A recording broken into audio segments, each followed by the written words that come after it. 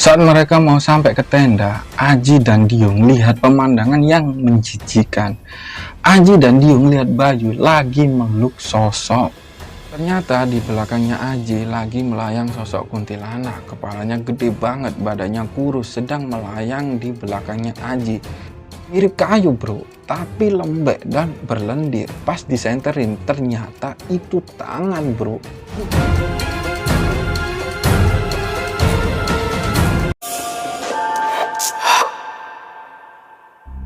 Hai bro, makasih udah klik video dari Mas Imbagaskara. Ya, kali ini ada cerita menarik yang dialami oleh Bayu. Jadi, Bayu mengalami kejadian horor yang ia alami saat dia ngecamp di salah satu coban atau air terjun.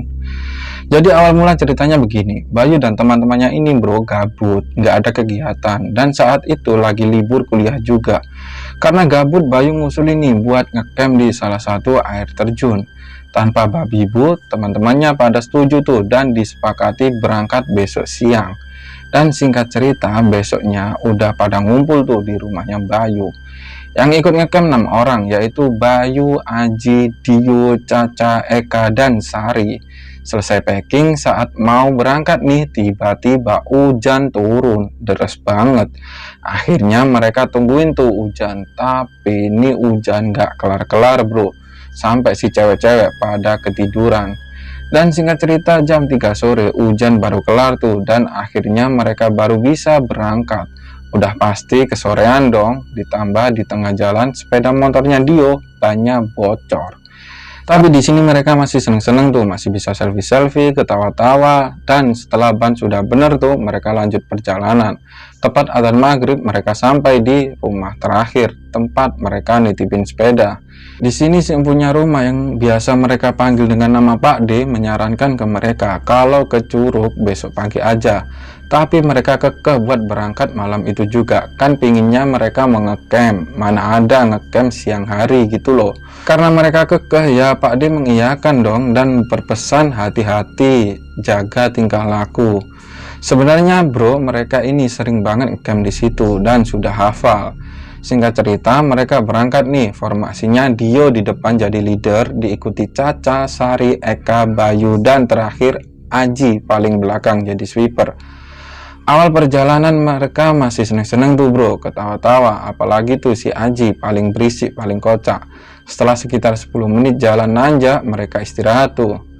Setelah cukup istirahat, mereka lanjut jalan lagi, tapi di sini mulai ada keanehan tuh pada diri Aji. Aji kan orangnya kocak gitu loh bro, rame, tapi kali ini dia diem terus. Ditanyain tuh sama Bayu, "Oi Ji, lu kenapa diem baik?" Di sini Aji jawab, "Udah yuk diem, fokus ke depan, jangan noleh belakang." Kenapa nggak boleh nengok ke belakang? Emang ada apa bro? Udah tuh kan ya, mereka terus jalan, barisan depan pada bercanda tuh, nyerocos terus, tapi Aji diem baik. Setelah jalan 15 menitan dan melewati turunan panjang, mereka sampai tuh di air terjun. Mereka langsung diriin 2 tenda. Setelah tenda jadi, mereka makan-makan. Udah tuh pada ketawa-tawa, termasuk si Aji nih. Dia udah nyerocos tuh, cukup lama mereka ngobrol, si cewek-cewek pada masuk ke tenda buat tidur. Tinggal para cowok nih di luar. Aji ngajak bikin api unggun tuh, tapi nggak ada kayu yang dibakar. Akhirnya dia ngajak Bayu tuh buat cari kayu, tapi Bayu ini mager tuh. Akhirnya dia sama Aji nih yang nyari kayu. Aji dan Dio jalan sambil ketawa-tawa tuh, kan Aji orangnya sangklek kan tuh. Udah tuh tinggal Bayu sendirian. Dia nyalain kompor gas tuh buat ngangetin badan. Saat lagi ngangetin badan tuh, tiba-tiba ada seseorang duduk di sampingnya Bayu. Kaget dong si Bayu. Ternyata itu si Caca. Catatan nih bro, aslinya Bayu ini ada rasa tuh dengan si Caca, tapi dia nggak berani ngungkapin, takut merusak pertemanan.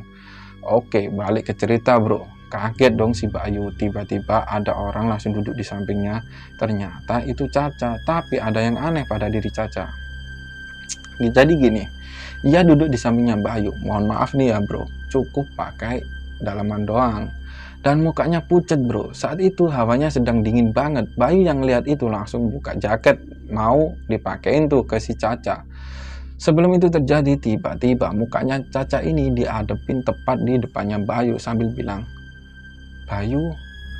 Caca ngomong gitu sambil ngedeketin bibirnya ke bibirnya Bayu, sambil tangannya Caca ini meluk Bayu. Otomatis tangannya Bayu juga meluk Caca dong.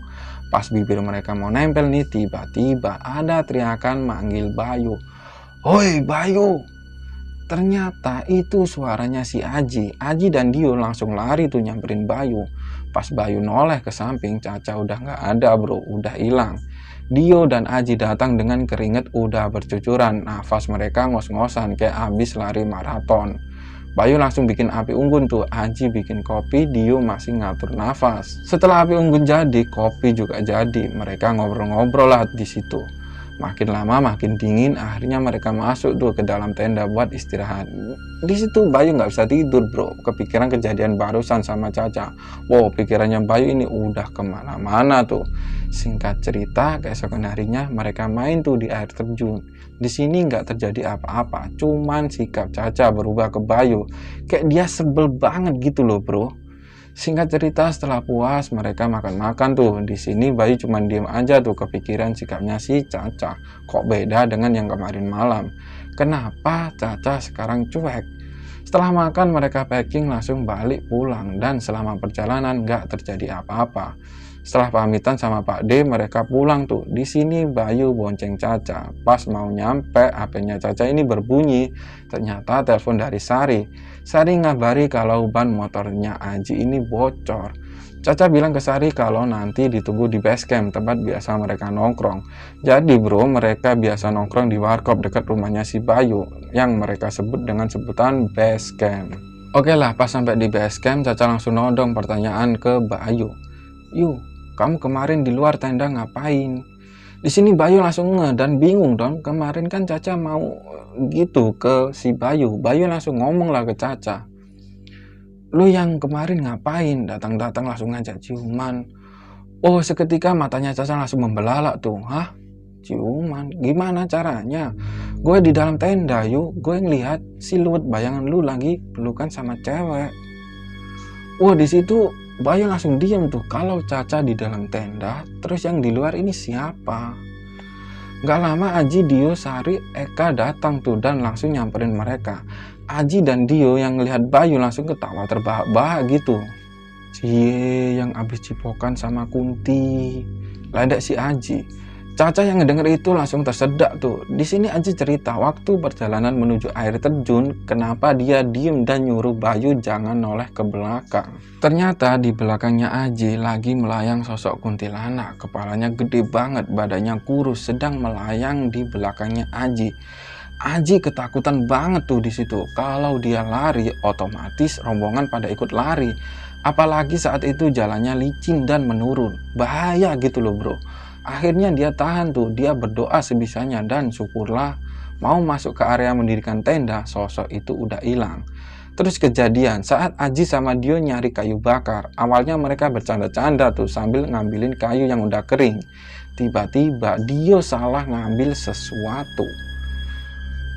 Mirip kayu bro, tapi lembek dan berlendir. Pas disenterin ternyata itu tangan bro. Wih, di situ langsung teriak tuh. Wah, Aji samperin tuh si Dio yang udah ketakutan sambil nunjuk ke potongan tangan. Aji yang ngelihat potongan tangan lagi gerak-gerak gitu, langsung narik Dio buat lari. Pas mereka lari kedengeran suara cekikian dan yang paling nyeremin bro, saat mereka mau sampai ke tenda, Aji dan Dio ngelihat pemandangan yang sangat menjijikkan. Aji dan Dio ngelihat Bayu lagi meluk sosok kuntilanak dengan kepala besar, badannya kurus, rambut awut-awutan. Makanya Aji langsung manggil Bayu.